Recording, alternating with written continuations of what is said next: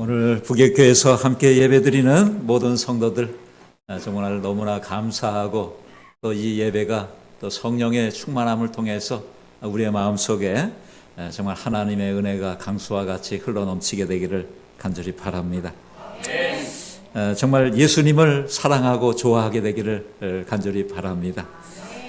오늘 이 그리스도의 동력자라고 하는 그런 제목으로 같이 말씀을 나누도록 할 텐데요. 먼저 말씀을 좀 같이 보도록 하겠습니다. 빌립보서 4장 3절에 있는 말씀인데 우리 화면을 보면서 좀 같이 읽겠습니다. 빌립보서 4장 3절 시작. 또 참으로 나와 멍에를 같이 한 내게 구하노니 복음에 나와 함께 힘쓰던 저 여인들을 돕고 또한 글레멘도와 그 외에 나의 동력자들을 도우라. 그 이름들이 생명책에 있느니라. 자, 여기 말씀을 보게 되면 우리가 주의 동력자가 될 때에 우리의 이름이 하늘 생명책에 기록이 된다고 말씀을 하고 있습니다. 그래서 우리 모두가 이 하나님의 동력자라고 하는 이 사실을 잊지 마시고 또 그 동력의 일을 하게 될 때에 우리의 이름이 생명책에 분명히 기록될 것을 믿게 되는 것입니다. 여러분, 우리 겨울이 되면 따뜻한 아랫목에 같이 발을 뻗고 이불을 덮고 이렇게 앉아가지고 옛날 이야기를 하면 옛날 이야기가 재미가 있습니까? 없습니까? 아주 옛날 이야기는 재미가 있어요. 근데 왜 옛날 이야기가 재미가 있을까요? 그 옛날에 고생했던 그런 모든 것들이 당시에는 힘들었지만은 지내놓고 보니까 보람이 있고 또 그 고생된 삶이 나를 이렇게 가꾸고 단련시키고 또 자라게 하기 때문에 옛날 이야기는 늘 재미가 있습니다. 그래서 남자들이 늘 모이면 군대 얘기하는 이야기 그 이유가 군대에 있을 때는 내가 다시는 이쪽으로 오줌도 안 싸리라 이렇게 제대하면서 이야기를 하는데 군대 이야기를 그렇게 하는 이유는 무엇인가 하면 그때는 힘들었지만 그런 모든 것들이 지내놓고 보니까 어떻습니까? 다 견뎌냈고 또 그것을 통해서 더 단련되어지고 또 보는 눈이 넓어지고 이렇기 때문에 옛날 이야기를 하는 것입니다. 우리가 또 이렇게 옛날 이야기를 하면서 즐거워할 수 있었던 것은 우리가 과거에 아무 일도 하지 않았더라면 별로 할 얘기가 없을 거예요. 그런데 제가 96년부터 2001년까지 5년 동안 있으면서 그래도 좀 꽤 많은 일들을 했던 것 같습니다. 그래서 생각나는 것들이 참 많이 있는데 제가 북예교회 와가지고 목사 안수를 받았어요. 그래서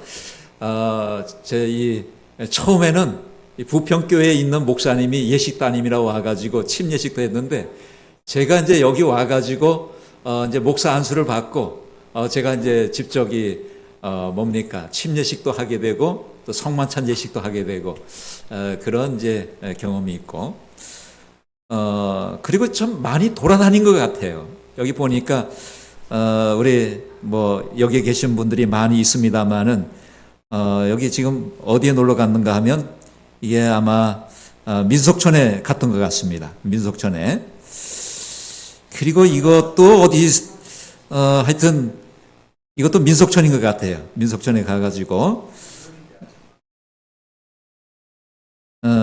같이 이렇게 줄넘기 하는 모습. 그리고 이것은 제가 어디서 찍었는지는 제가 잘 기억이 안 나요. 그런데 하여튼 여기 이 꽃다발을 들고 있는 이 분을 보니까 하여튼 침례식인지 하여튼 뭔가 때문에 하여튼 갔던 것 같습니다. 그래서 이 사진을 찍었던 것이 있고, 요거는 이제 가평 쪽에 어디 가가지고 이제 얼음을 지치던 그런 이제 기억이 있는데, 여기 이제 빨간 장갑이 이제 김병한 장로님이고, 근데 여기 또 이제 참 대단한 분이 요때 임신을 해가지고 넘어지면 애 떨어질까 어떻게 염려가 되는데 그래도 썰매를 타겠다고 말이죠. 그리고 이제 오른쪽에 있는 이 침례식 사진이 뭐냐면 제가 이제 목사 안수를 받고 첫 번째로 제가 이제 이 침례를 준 사람이 이 사람이에요. 혹시 누군지 기억이 나십니까? 이 김영한 그 성도님의 동생인 김득환이라고 하는 이 형제가 있었는데, 제가 첫 번째로 제 생전에 이제 첫 번째로 침례식을 한 사람이 이 사람인데 지금 어디 있는지 잘 모르겠어요. 끝까지 하나님의 백성이 되었으면 좋겠습니다. 그래서 이렇게 옛날 이 생각들을 좀 해보게 되었는데, 우리가 옛날만 추억할 것이 아니라 우리 미래는 어떻게 또 살아갈 것인가, 또 그러한 이제 생각들을 좀 우리 하게 되기를 바랍니다. 여러분, 고린도전서 3장 9절을 보게 되면 우리가 어떠한 사람, 어떠한 존재로 부름을 받았는가, 여기 고린도전서 3장 9절에서는 우리는 하나님의 동력자들이요 너희는 하나님의 밭이요 하나님의 집이니라, 이렇게 말씀을 하고 있습니다. 우리가 무엇으로 부름을 받았다고요? 하나님의 동력자로 부름을 받았다라고 하는 사실입니다. 이 동력자라고 하는 것은 주를 위해서 일하는 모든 사람들을 가리킬 때에 이 동력자라고 부릅니다. 또 사역자라고 이렇게 부르기도 하는 것이죠. 주님께서는 결코 홀로 일하시지 않아요. 그래서 이 세상을 창조하실 때도 하나님께서는 어떻게 일하셨습니까? 아버지는 계획을 하시고, 또 성자는 그것을 이루시고, 성령께서는 그것에 조력하시고, 이렇게 삼위일체의 하나님이 이 창조의 역사에 함께 하신 것을 보게 됩니다.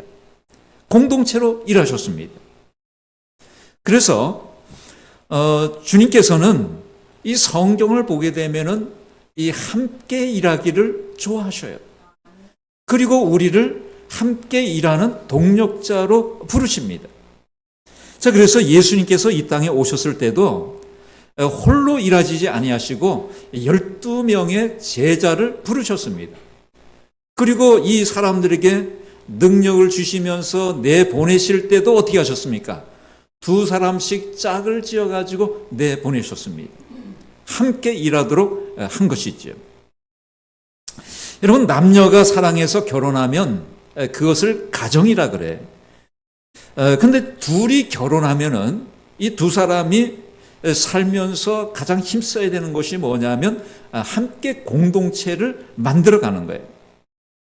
여러분, 부부가 살면서 힘이 빠지는 게 뭡니까? 나는 열심히 일을 하면서 애를 쓰는데 저 사람은 아무것도 안 해. 그럼 어떻습니까? 이 일할 맛이 떨어지는 거죠. 나는 열심히 벌어다 주는데 놀면서 그냥 쓰기만 해. 이러면 어떻게 됩니까? 이 돈 벌 맛이 안 나는 거죠. 이 가정은 연합해서 함께 공동체를 이루어가는 것이죠. 교회도 역시 마찬가지입니다. 교회도 언제 맥이 빠집니까? 앞에서는 열심히 끌어가는데 아무도 협조를 안 해. 동조를 안 해. 전도회를 한다 그러는데 반응이 없어. 그러면 어떻게 합니까? 이 앞에서 이끌어나가는 사람은 맥이 쫙 빠지는 거예요. 사람을 데려왔는데, 사람을 데려왔으면 가서 어떻게 해야 됩니까? 어서 오라고 막 손을 붙잡고 안아주고 말이죠. 환영을 해줘야 되는데 번쩍만척이야. 그러면 데리고 온 사람이 어떻게 되겠습니까? 데리고 올 마음이 안 나는 거예요. 그래서 이 동력자라고 하는 것은 굉장히 중요해요. 하나님은 우리를 동력자로 삼으신다는 것입니다. 자, 그랬을 때에 이 동력자의 모습은 어떻게 되어야 되는가? 여기 히브리서 1장 7절에 이렇게 말씀하셨습니다. 또 천사들에 관하여는 그는 그의 천사들을 바람으로 그의 사역자들을 불꽃으로 삼으시느니라, 이렇게 말씀하시는데, 히브리서 1장 7절의 말씀은 천사에 관한 말씀이에요. 그런데 우리가 계시록 14장을 보게 되면 이 세 천사의 기별이 나오게 될 때 그 천사가 누구라고 우리가 해석을 하고 있습니까? 물론 공중에 날아가는 천사이기도 하지만은 이 천사는 누굽니까? 하나님의 일을 맡아서 일을 하고 있는 이 사람들, 하나님께서 부르신 그 사람들을 가르칠 때도 이 천사로 가르친다는 거죠. 그래서 이 히브리서 1장 7절에 이 천사들에 대해서 뭐라고 말씀을 하고 있는가 하면 그의 사역자들을 뭐로 삼으시느니라? 불꽃으로 삼으시느니라. 하나님의 사역자들을 주님께서는 불꽃으로 삼으신다고 말씀하고 있습니다. 그러니까 주님의 사역자들의 마음속에는 뭐가 있어야 된다는 거예요? 불이 있어야 된다는 거예요. 여러분, 불이 꺼지면 아무 소용이 없어요. 예전에는 이 이사를 가게 될 때에 항상 이 들고 가는 게 뭐냐면 그 불씨예요. 예전에는 다 연탄을 뗐잖아요. 근데 이 연탄불을 한번 붙이기가 굉장히 힘들어요. 그래서 겨울 밤에 이 불이 꺼지면 냉골에서 자야 되는 거죠. 이제 어느 정도 지나니까 이제 번개탄이라고 하는 것이 나와가지고 좀 편해졌는데, 그 전에는 어떻게 했습니까? 불이 꺼지면 옆집 아궁이에 가서 불을 빌려야 돼. 그래가지고 이 불 좀 붙여주세요. 그래가지고 이제 불을 붙여가지고 와야 되는데, 그래서 이사 갈 때도 항상 들고 가는 게 뭡니까? 불씨예요. 근데 여러분, 불씨가 꺼지면 어떻게 됩니까? 우리 마음에 불씨가 꺼지면 어떻게 되겠습니까? 싸늘한 냉골이 되는 거예요. 우리의 마음에 불이 꺼지면 안 되는 거예요. 여러분, 제단에 불이 꺼지면 어떻게 됩니까? 제물을 드릴 수가 없어요. 제단에는 항상 불이 사라져 있어야 되는 것입니다. 그래서 주님께서는 우리의 마음에 뭐를 담기를 원하십니까? 불꽃을 담기를 원하시고 계시는 것입니다. 이 불꽃이 있게 될 때 어떻게 합니까? 이 불꽃은 쓰레기를 싹 태워버려요. 불이 활랄 타면 모든 쓰레기를 집어넣어도 다 타버리는 거예요. 여러분, 우리의 마음에 불꽃이 없으면 어떻게 합니까? 마음이 상할 때가 참 많아. 그리고 감정 상해서 내가 이 교회를 계속 나와야 되나 이런 생각을 할 때가 참 많아. 근데 내 마음에 불꽃이 있으면 어떻습니까? 누가 뭐라고 말을 하든, 누가 나를 인정하지 않든, 누가 나를 반겨주지 않든, 내 마음에 불꽃이 있으면 어때요? 그걸 다 살라버리는 거예요. 그리고 믿음으로 그것을 감당하면서 주를 위해서 일을 하게 되는 것이죠. 죄도 태워버리고 장애물도 태워버리고 쓰레기도 태워버리면서 그런 일들을 하게 되는 것이죠. 저는 우리 북의교회 모든 성도들의 심령에 주님께서 정말 채워주시는 불꽃으로 가득 차게 되기를 간절히 바랍니다. 그 불을 다시 일으켜 살리는 놀라운 은혜가 이 교회에 있게 되기를 바랍니다. 그랬을 때 우리는 동력자로서 할 일이 무엇인가? 사도행전 6장 4절을 보게 되면 많은 기적들을 행하지만은 사도들은 특별히 무엇에 힘썼습니까? 우리는 오로지 기도하는 일과 말씀 사역에 힘쓰리라, 이렇게 말씀을 하고 있습니다. 동력자로서 해야 될 일이 무엇인가? 첫 번째로 기도 사역인 것입니다. 주님의 일은 아직도 끝나지 않았습니다. 그런데 예수님께서 십자가에서 7가지의 말씀, 가상칠언의 말씀을 하시는데 그 중에 하나가 뭐냐면 요한복음 19장 30절에 다 이루었다 말씀하셨습니다. 주님께서는 십자가에서 다 이루셨어요. 이 다 이루었다라고 하는 말은 헬라어로 테텔레스타이라고 하는 단어를 쓰고 있는데, 이 테텔레스타이라고 하는 단어는 무엇인가 하면 이제 주인이 종에게 어떤 일을 맡겼을 때에 이제 그거를 다 하고 나가지고 이제 주인에게 와가지고 주인이 맡겨주신 일을 제가 다 했습니다. 보호할 때에 다 했습니다. 이게 테텔레스타예요. 그리고 이제 이 제단에 제물이 드려지게 될 때 이제 제사장들이 그 제물을 하나하나 검사해서 이게 제물로 쓰여지게 적당하다, 흠이 없다 그랬을 때 테텔레스타이 하면서 이제 이 제물을 제단에 드리게 되는 거죠. 또 이 테텔레스타이라고 하는 단어는 언제 사용되는가 하면 예술가가 작품을 다 완성하고 나가지고 이제 다 됐다라고 했을 때 이 단어를 써요.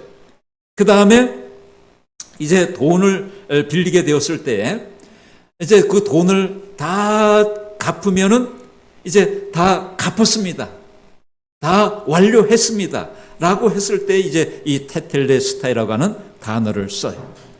주님께서 이 십자가에서 다 이루었다라고 말씀하셨을 때에 주님께서는 뭘 이루셨습니까? 성경의 예언을 이루셨습니다.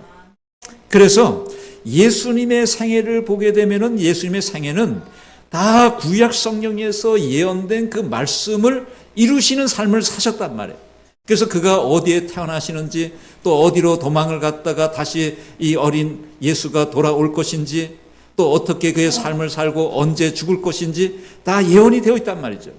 그래서 예수님의 생애를 보게 되면은 성경으로 응하게 하려 하사, 말씀을 이루게 하려 하사, 이러한 말씀들이 계속 이 반복이 되는 것을 보게 돼요.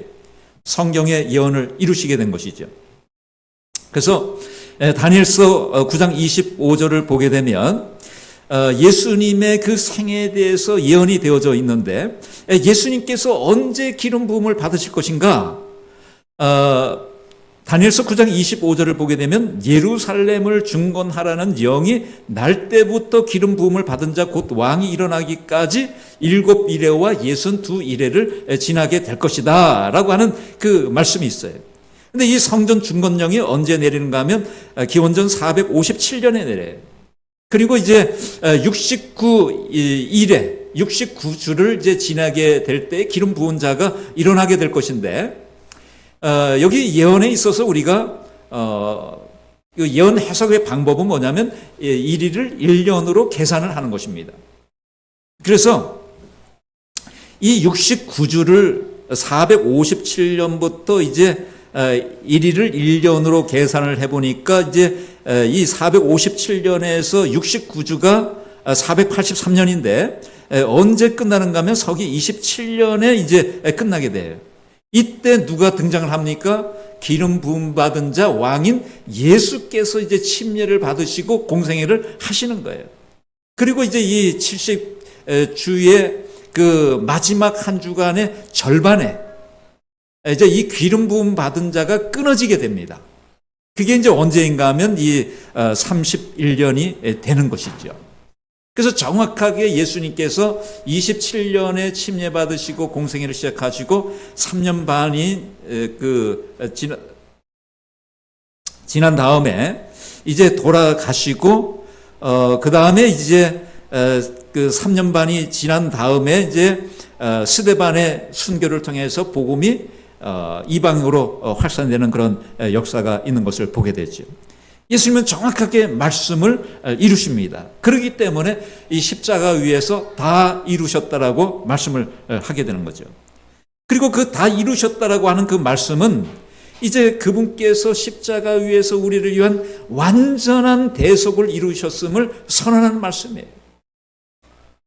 당신의 핏값으로 우리의 모든 죄값을 갚으심으로 인해서 우리가 영원히 살 수 있는 그런 길을 열어놓으신 거죠. 그래서 이제 이 죄인이 용서받기 위해서 더 이상 희생제사를 주님 앞에 나와서 드릴 필요가 없어지게 된 것입니다. 그 표로서 어떻게 되었습니까? 예수님께서 십자가에서 돌아가시는 그 시간에 성소의 휘장이 찢어지고 거기에 제물로 드려지기 위하여 잡혀왔던 어린 양이 그 밧줄을 끌고 도망가는 그런 일이 있게 되었습니다. 더 이상의 희생 제사가 없게 되었다는 거죠.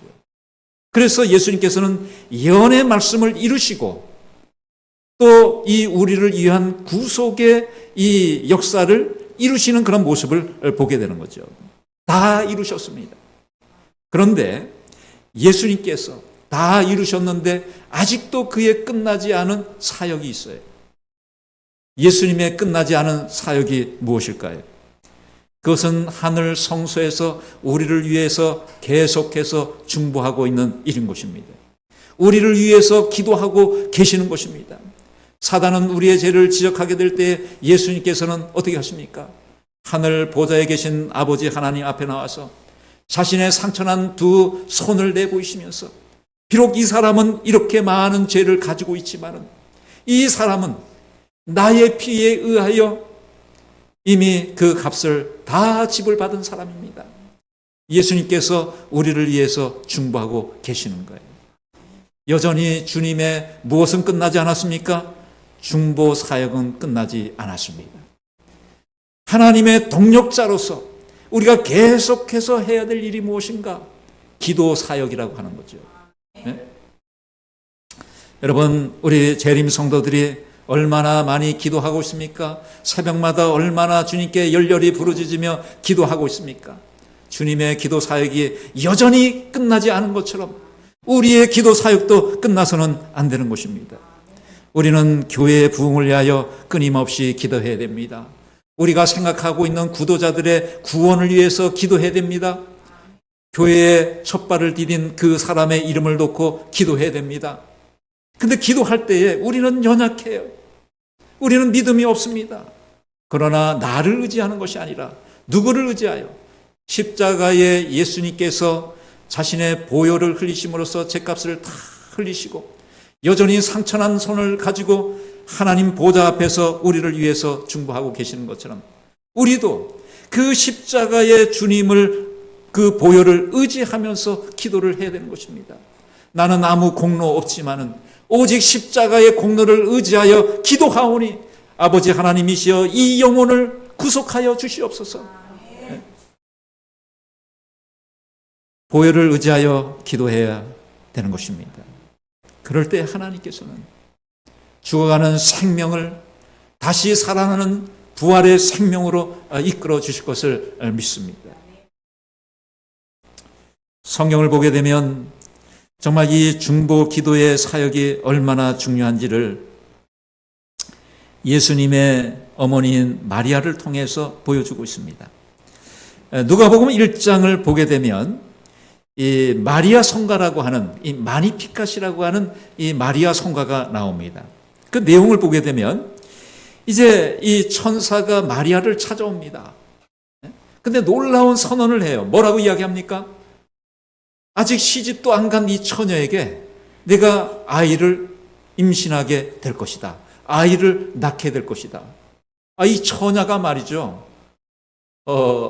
아이를 낳는다는 거예요.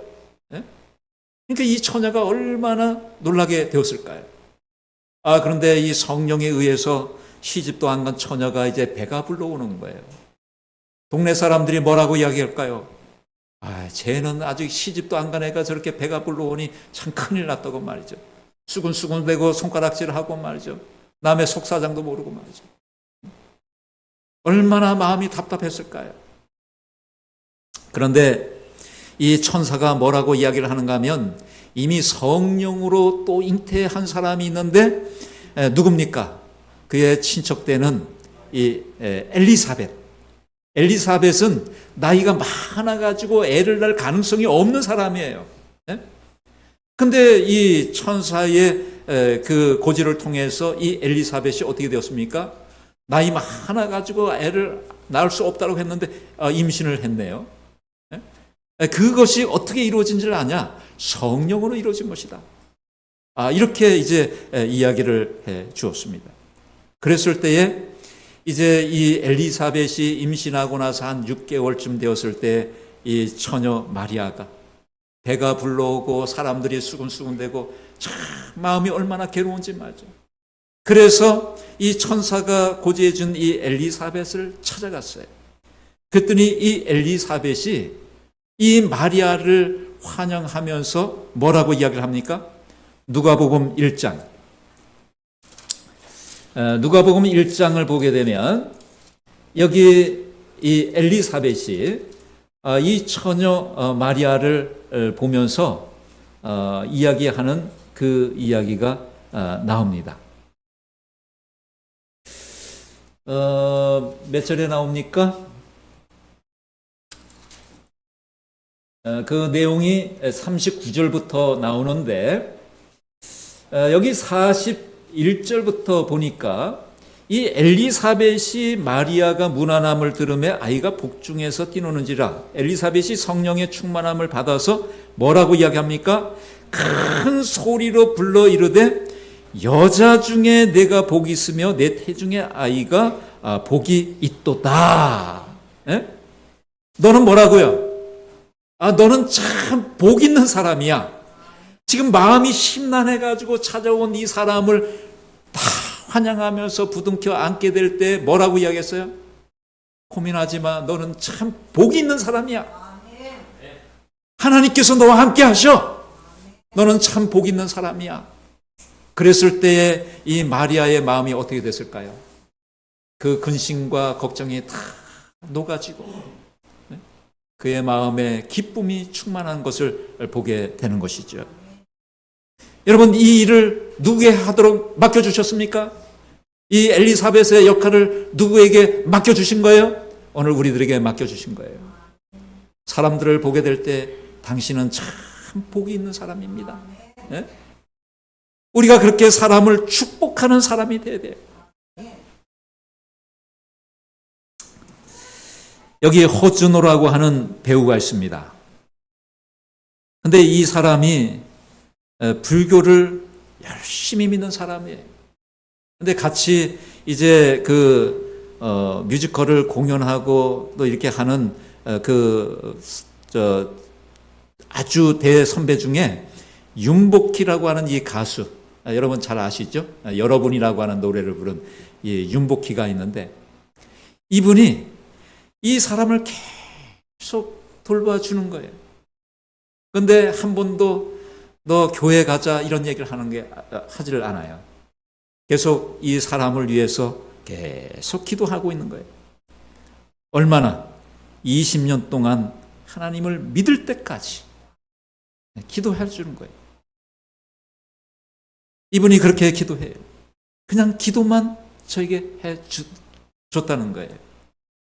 근데 이제 어느 날 이분이 이제 어떤 배역을 맡아가지고 이제 함께 이제 공연을 하게 되었는데, 그날 이제 같이 막 사진을 찍고 이랬는데, 그날 저녁에 이제 그 윤복희의 SNS에 딱 들어가서 보니까 이제 자기하고 찍은 그 사진을 이제 딱 올려져 있고 아주 장문의 길이 있는데,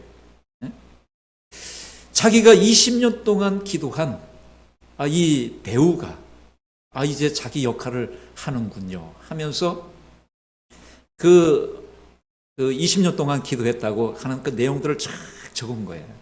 그래서 이분이 그 글을 읽으면서 큰 감동을 받았어요.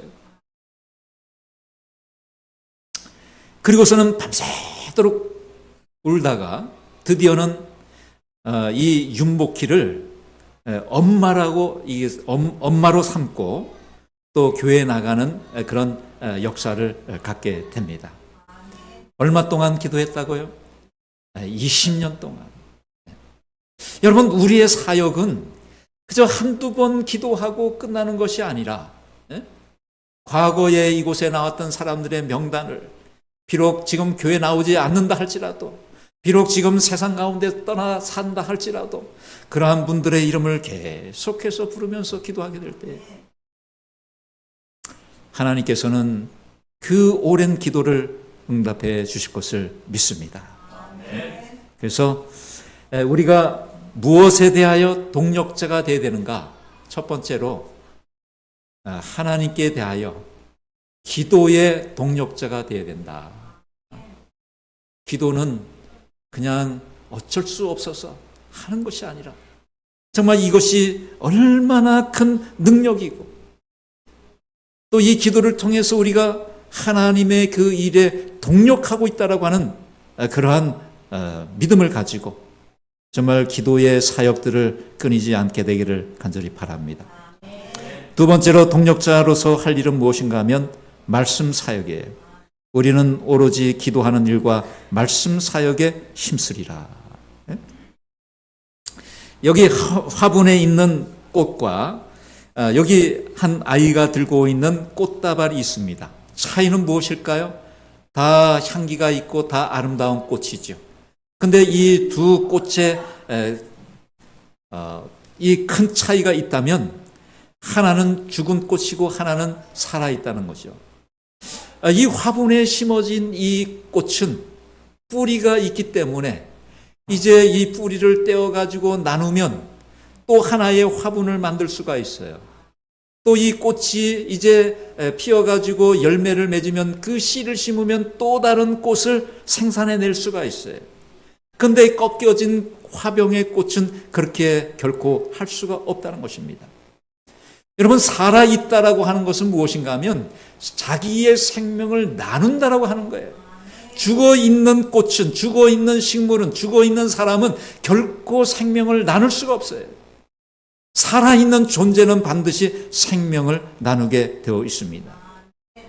이것이 살아있느냐 죽느냐의 그 차이예요. 나라고 하는 존재는 육체의 생명을 가지고 있습니다. 또 영혼의 생명을 가지고 있습니다.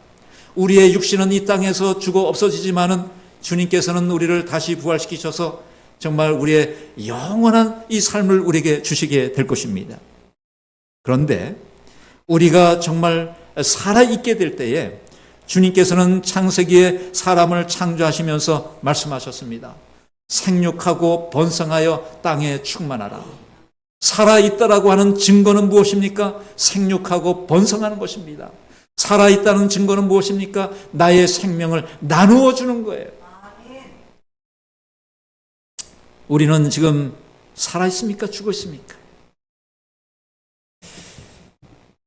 하나님의 말씀으로 또 성령의 능력으로 다 살아나는 경험들을 하시고 생육하고 번성하여 정말 이 교회를 충만케 하는 주의 은혜가 우리 북예교회 모든 성도들에게 있게 되기를 간절히 바랍니다.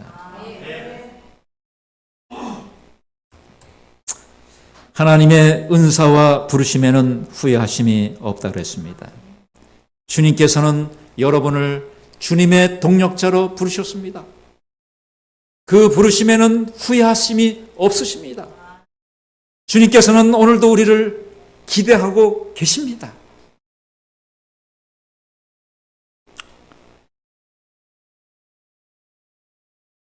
주님께서 후회하시지 않도록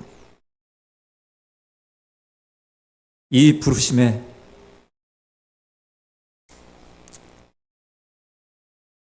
정말로 충성하는 우리 성도들이 되기를 간절히 바랍니다.